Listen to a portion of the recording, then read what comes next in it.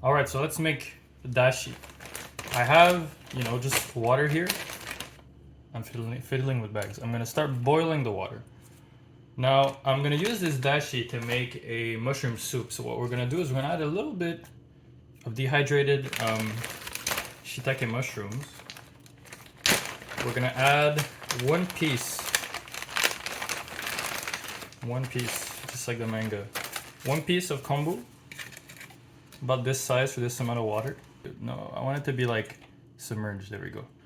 We're gonna bring this to like a bare simmer. Like you don't want to boil your kombu because it's gonna develop unpleasant bitterness. So we're just gonna, and then I'm also gonna add. We're gonna add dehydrated morels to this. I want this to be kind of morel heavy, so I'm gonna add like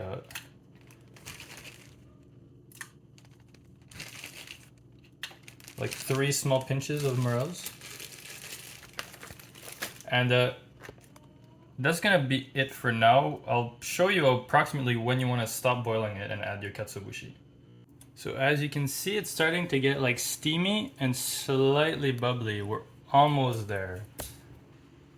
And for my own purposes, even though I put the mushrooms, I realized since I'm gonna strain everything with katsuobushi later, it's gonna make my mushrooms dirty. So I'm gonna remove my mushrooms now. They still gave a bit of flavor. Sometimes when you put kombu with water and you kind of bring it to a steep like this, what ends up happening is it creates a little bit of foam at the top. You can skim the foam if you want. It's a bit bitter. Like these little bubbles over here. But I'm gonna put back the mushroom liquid.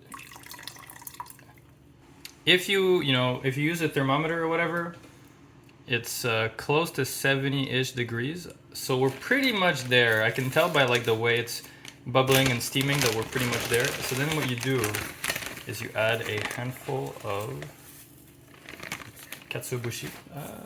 I'm gonna burn my katsuobushi because it went on the stove. I'm just gonna... It's a bit flaky, so it's hard to... So this is what you do, and then you turn the heat off and you let it steep. You let it steep for...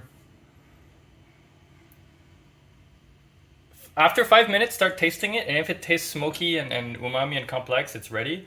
You can go up to like 30 minutes, I would say, but don't go too much or it starts developing like an unpleasant acidity. So that's it for now, and after that you strain it. It's been about 5 minutes. One way you can tell is it's not sorry. It's not like a rule. It's a sort of a rule of thumb, but pretty much if your katsuobushi starts sinking, usually it means it's steeped enough.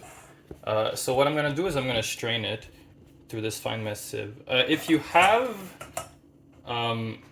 cheesecloth, use cheesecloth too, because you don't want the small particles of like katsuobushi kind of going through. You'd like to have a clear stock if you can. My fine mesh sieve is very fine, so it's not a problem.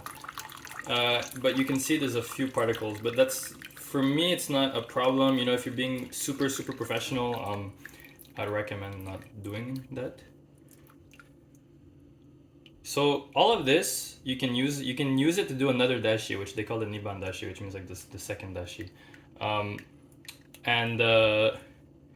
It's gonna be a lighter, less flavorful dashi, but it'll still be good. Or you can dehydrate this and make like furikake with it or something. So we have our dashi here. I added the mushroom, so it's gonna infuse. I can see there's little particles of katsuobushi at the bottom, but it doesn't bother me. So now the mushroom is gonna steep in the dashi. So the advantage of this is, so if I'm not mistaken,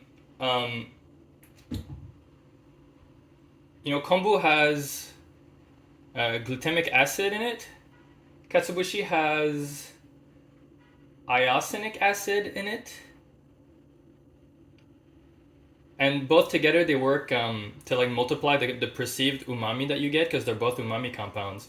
And then mushrooms, especially dehydrated shiitakes, but just dehydrated mushrooms in general, will have sodium guanate or guanate. I'll probably have like a little text at the bottom that says the exact molecules. and if I mistook the molecules for one another, but pretty much these three compounds together, they work together to multiply umami. So by putting all three of them together, we're getting like really, really strong umami. But now it isn't seasoned, so if you taste it, the water is gonna taste umami, but it's not gonna be. It won't taste seasoned. Like it'll taste good, but like it'll taste good as a canvas. So what I'm gonna do is I'm gonna turn this into sumashi. So sumashi means clear broth. If I was more careful about straining it and I had absolutely no particles, it would be even clearer, obviously. So that would be even more like sumashi. If you boil your kombu, it won't be very clear. Right now you can see like it's pretty much like crystal clear. It's beautiful. So sumashi is a clear seasoned dashi, and it's very all-purpose. Dashi is extremely versatile, but it's unseasoned.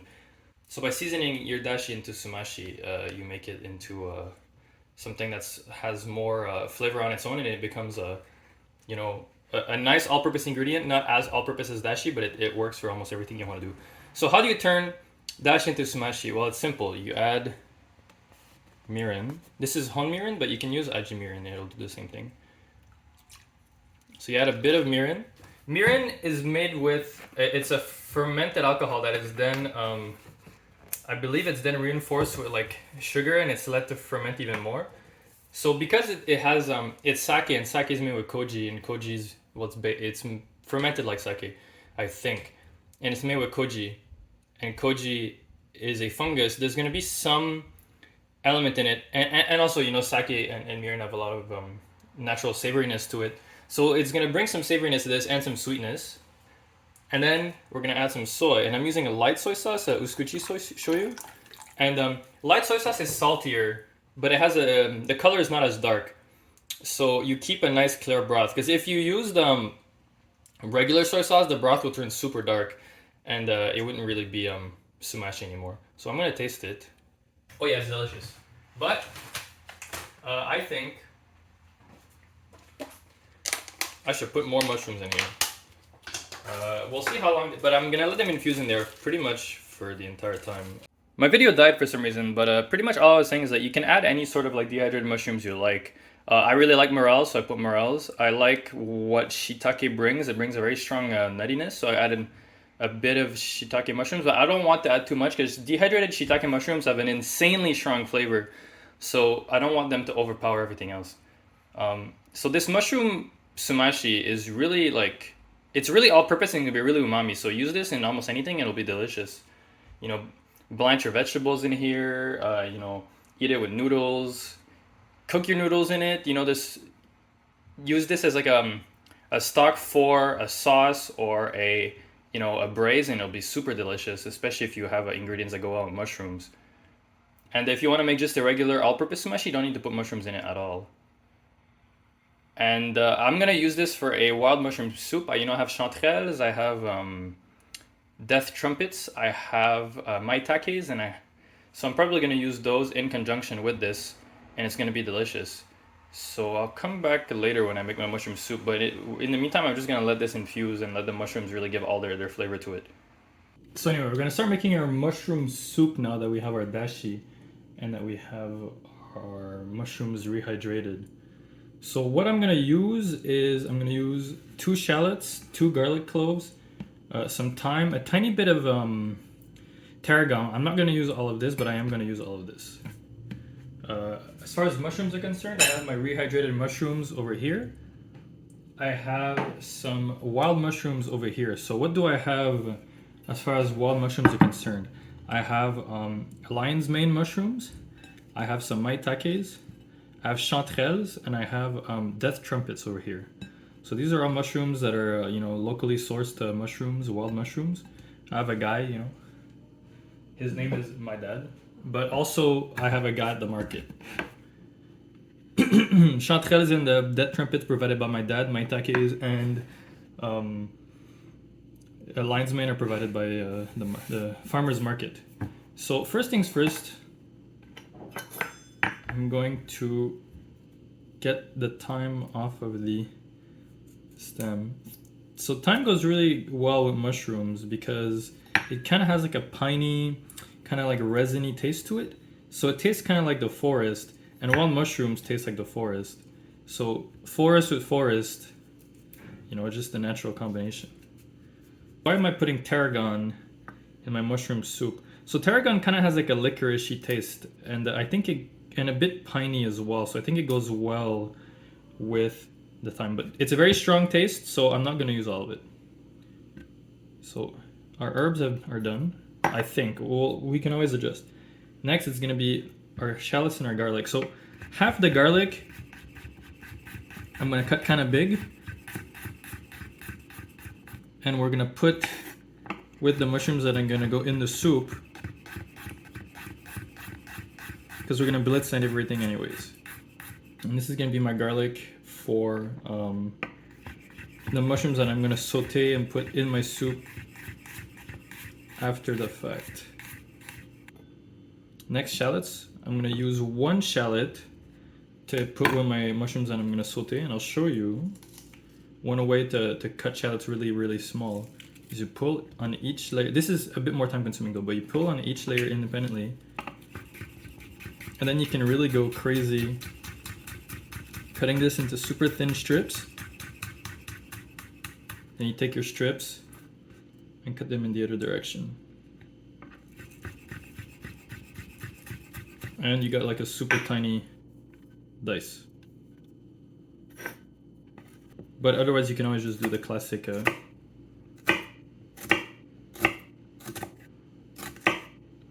allium slicing technique. It's just that it's not as fine, you know. It's almost as fine in the case of a shallot, but it's not quite, because you're using the natural structure of the shallot, so you'll get pieces that are kind of the natural size of the shallot. So the rest is going to go in the soup, so you can cut less nice, because anyways it's going to get blitzed like I said. I think shallots are a bit more versatile, so I prefer to have shallots with me. Next up are mushrooms. So I want to kind of break up the mushrooms into small pieces so that they can brown well when I cook them. So this is a pleasant texture, so these mushrooms are going to get I'm probably going to saute them later, but I might also use this in my soup, and I have a bunch more that I'm going to I have like a whole bulb that looks like a bloodborne when you have the milkweed rune and you have a coast parasite and your head becomes like a mushroom. It kind of looks like that. The dead trumpets, I'm not gonna really change the shape too much because they're already like the size of everything else.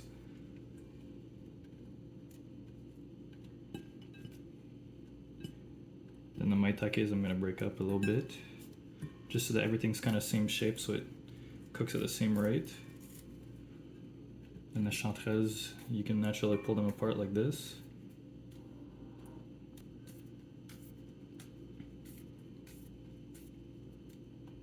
And we're gonna add our rehydrated mushrooms. So,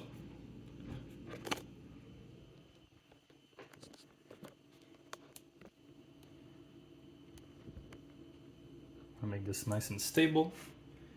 I'm melting butter, a good amount of butter. I'm probably gonna get olive oil too, because olive oil has grassy notes, and therefore, since it has kind of grassy notes, and it tastes a bit, you know, fresh and herbaceous, it goes well with mushrooms as well. So I'm gonna use butter and olive oil. Plus, you need a lot of oil because mushrooms can really take that amount of oil.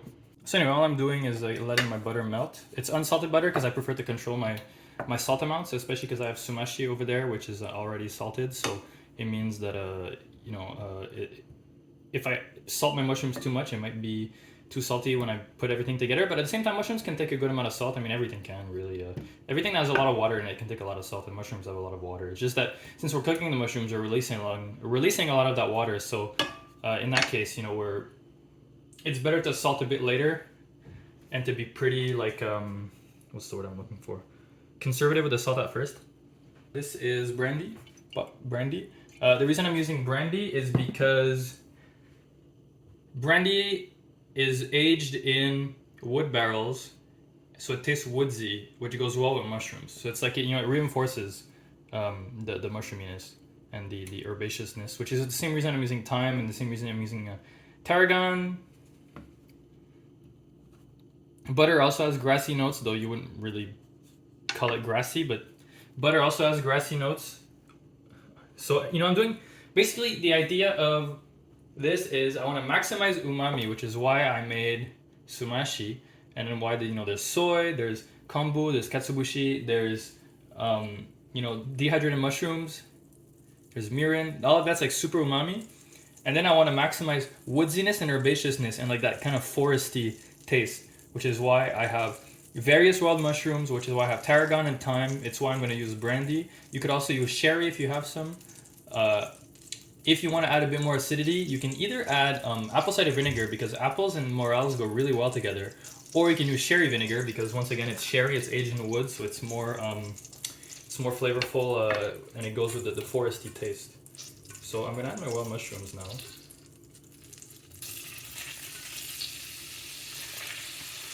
Look at that beautiful array of colors.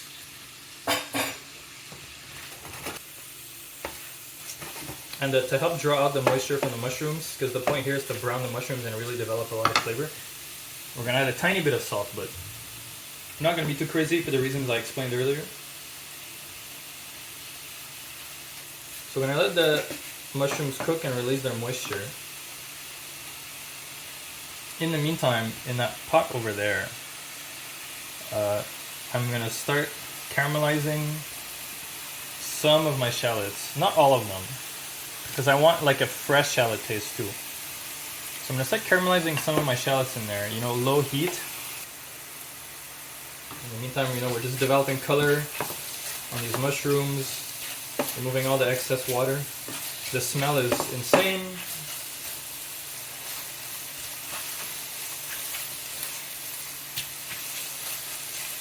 And you don't have to use the mushrooms that I'm using right now. I'm using these mushrooms because they're local to they're local and they grow in the wild here, so it's nice to use local ingredients. The only thing I guess is that isn't really local here is like it is local, like they grow here, is the dehydrated shiitake mushrooms that I use. But the ones that I use are from like those classic Asian grocery store dehydrated shiitake bags. So they're not local shiitakes, I don't think, but shiitake still grow here, so everything is gonna go well together. Because there's a saying in food, and it is true. What grows together goes together. And I'm squeezing the mushrooms to really help expel the moisture. You can hear them scream. It smells like, it smells so meaty, it smells like, it doesn't smell like, well, it does smell like mushrooms, but like it doesn't smell like what you typically associate with the mushroom smell. Seems like I used the right amount of fat, because the pan's not looking dry. The mushrooms are still releasing water, of course, which is why it still doesn't look dry. But at the same time, like everything's cooking evenly and well. Like not all the oil has been absorbed, which means it's cooking well and it's cooking properly. Just keep cooking the mushrooms. It's that simple. Okay, so at this stage, the mushrooms are starting to brown like pretty well. We're gonna add our onions and our garlic that we are not caramelizing.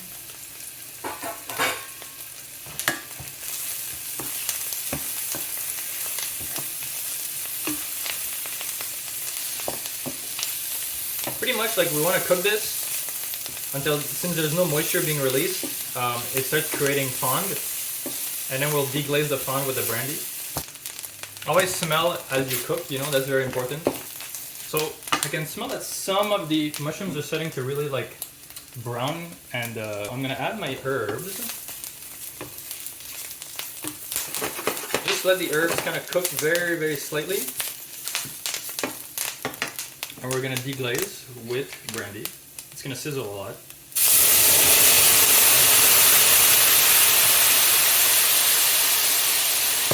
If you have a a gas stove, be very careful when you do this because the alcohol vapors are gonna catch on fire probably. They just went in my nose and I almost died. No, I just it's pretty strong on the nose. So I want to reduce this until it's dry. So we're pretty much there for like, you know, it's dry, the mushrooms are cooked. So I'm gonna take this off the heat. And we're gonna go to our, you know, they're not really that gently caramelized, but we're gonna go back to our onions that we cooked on the side with butter. Because we're gonna add some flour to it, and we're gonna make like a roux, but we don't wanna add too much because you don't want it to be grossly thick. So you're just gonna add a little bit and toast it and cook it. So, you know, since it's not pasty anymore and it's kind of like liquidifying, that means, you know, like in my last video when I made a roux, or 2 videos ago when I made a roux, that means you know that your flour is cooked and it also smells like cooked flour. So we're gonna add all our mushrooms to this.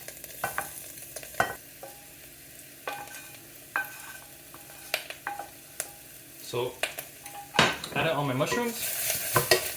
We're gonna mix very briefly, and then, super important, we're gonna add our sumashi to this.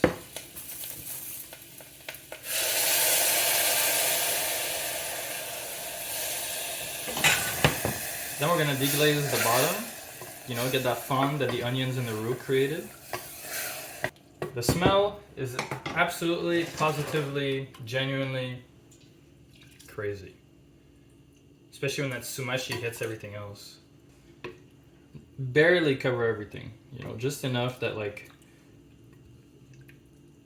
the mushrooms are almost completely submerged. Like so.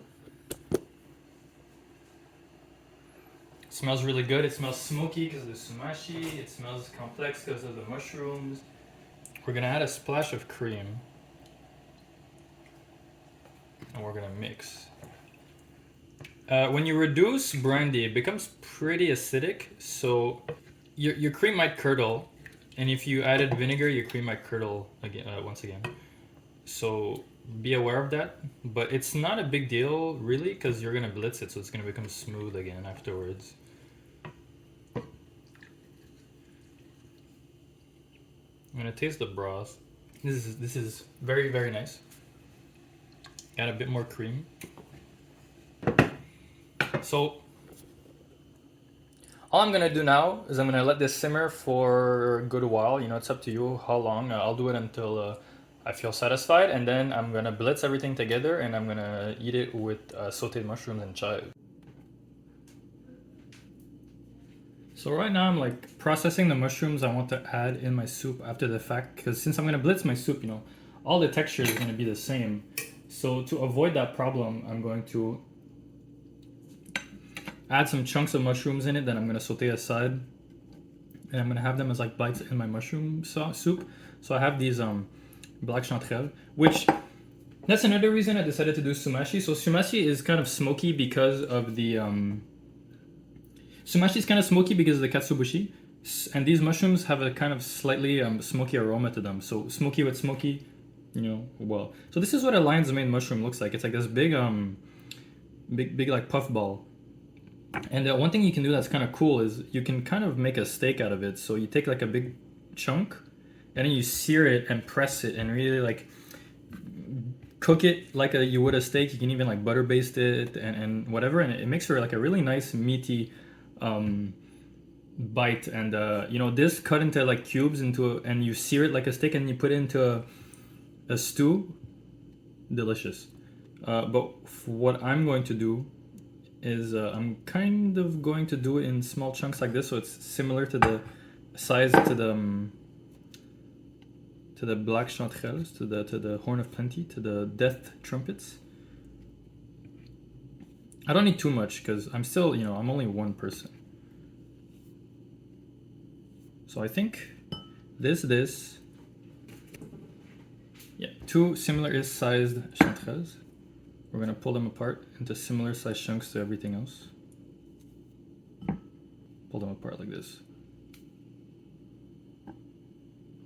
Honestly, in a small bowl like this, plus all of that, looks like enough. So I'll keep this other half for other purposes.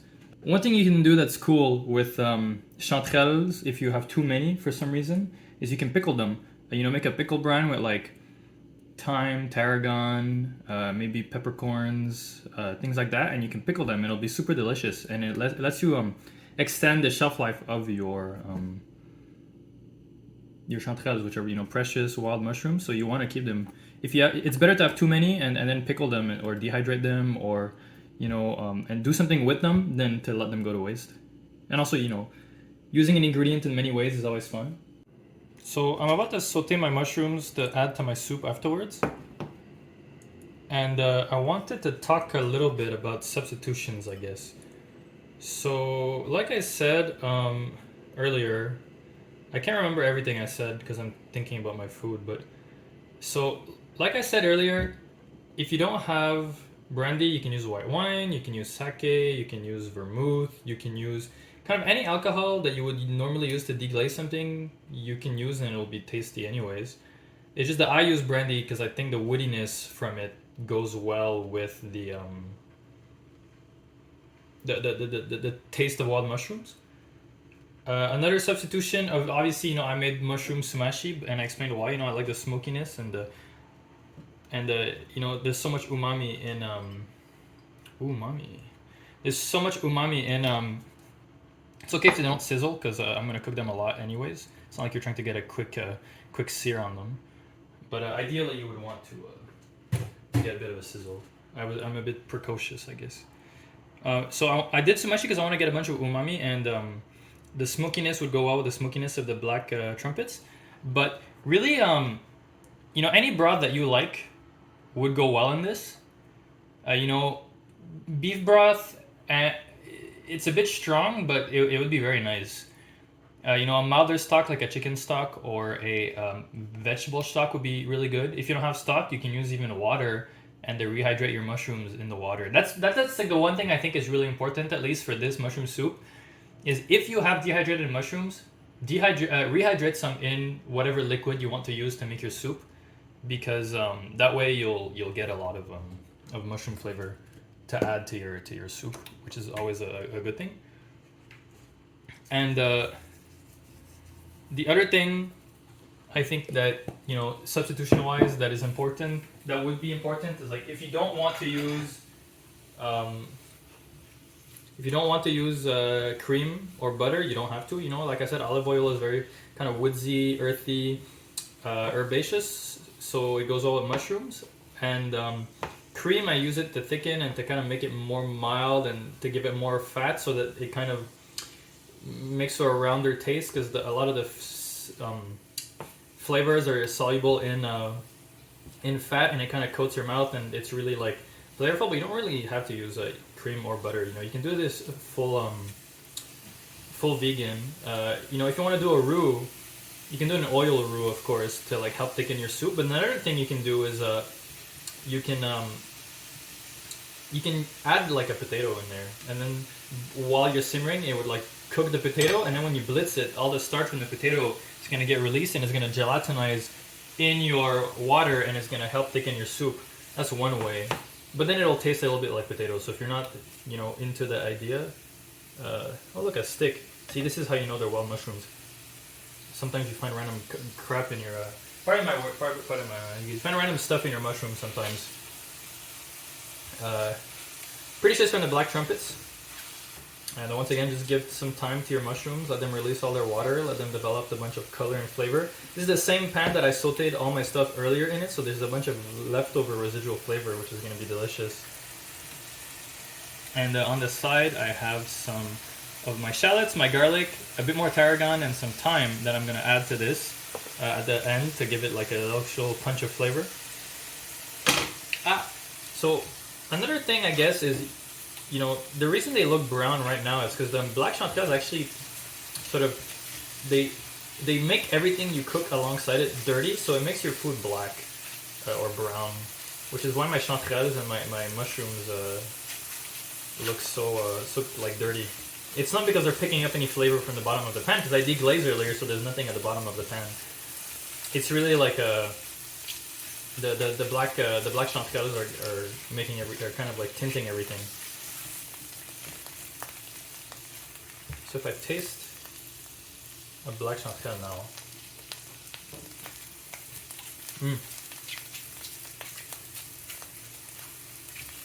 such a strong mushroom taste. We're gonna add our aromatics.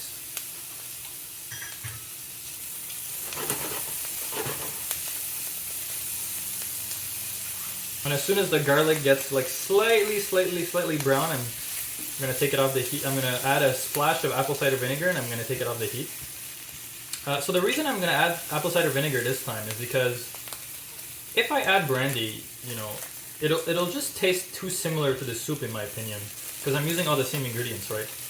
So to add like a bit of contrast, a little pop of flavor, I'm gonna add a bit of, and because it goes so well with morels, and there's a lot of morels in there, I'm going to add a little bit of apple cider vinegar just to kind of give them a little pop of flavor. Honestly, with the amount of mushrooms I have, maybe I have too many aromatics, but I don't think it's not necessarily gonna be a bad thing. Another thing you could do at this stage is, depending on how salty they already are, you could add a splash of soy sauce. It goes really well with mushrooms, I find. Alright, my garlic is starting to brown. So we're gonna take it off the heat. And we're just gonna give it like the smallest.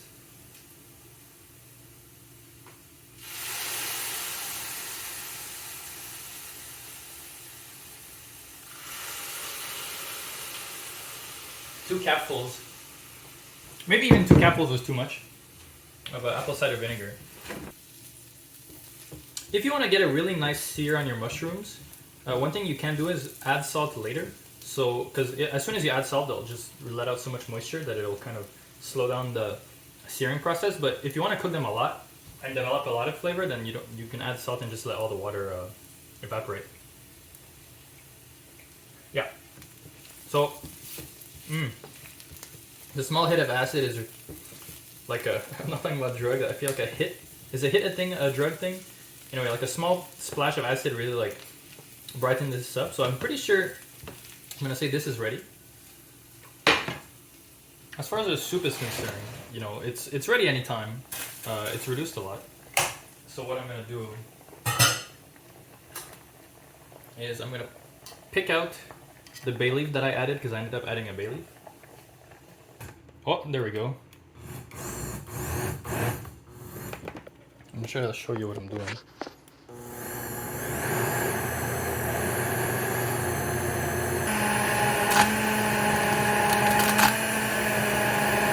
So I'm done pureeing it, and it's like super smooth now. So I'm gonna, it's pretty much ready. So all we need to do now is to plate it. Step number 1. Get a bit of chives. I'm using chives. You can use green onion. You can use really anything you want for garnish. I'm trying to keep it simple. These taste, once again, herbaceous and nice. The little allium flavor is gonna be nice too.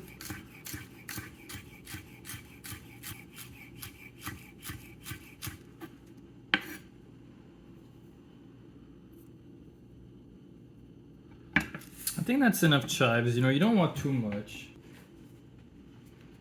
Take yourself a bowl. While Kos is messing around with the... shit, Kos. No. Kos put his head inside this thing. That's how I know he has a tiny head. So you take your soup.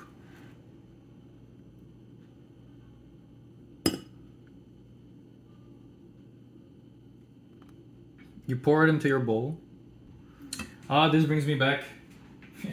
It reminds me of something I did at work once.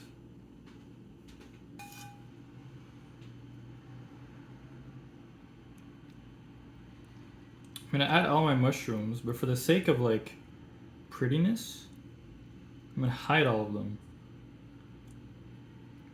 Because a random assortment of mushrooms in a bowl doesn't necessarily look the nicest. A little bit more. Gonna add, I'm gonna clean the rim. Add the faintest crack of black pepper.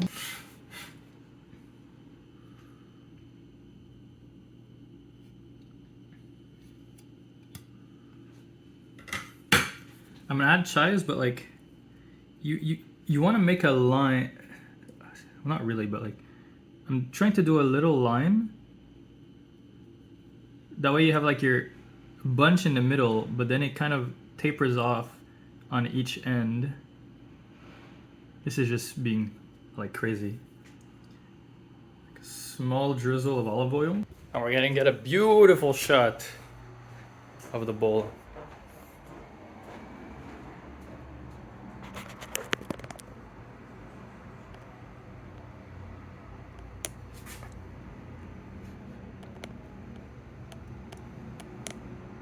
Oh yeah, look at that.